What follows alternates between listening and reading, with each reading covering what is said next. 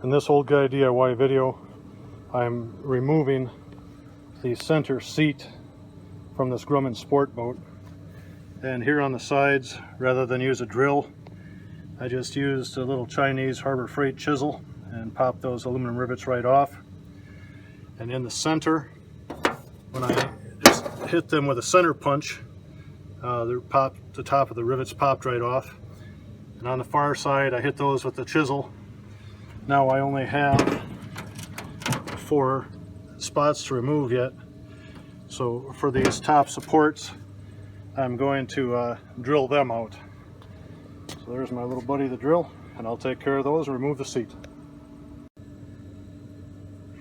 On these seat supports, I just use a 3/16 drill bit. Take out the center part of the seat, I should say the center part of the rivet. And then I take that little chisel, whack it, and just shear off the aluminum.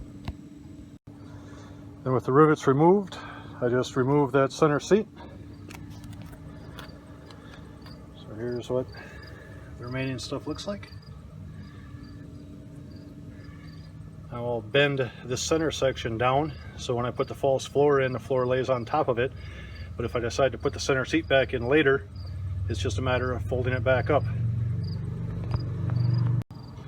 To straighten the tabs, I just take a large crescent wrench and put that on there and just bend it straight.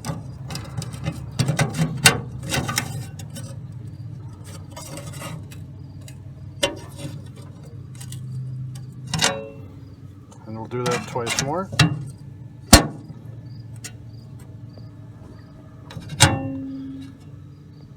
After bending the tabs almost straight up, I'll just bend this piece of aluminum down.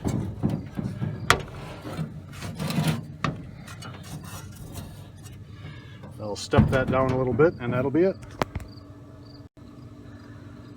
And now the center seat is removed, and the boat's ready for me to put the floor in.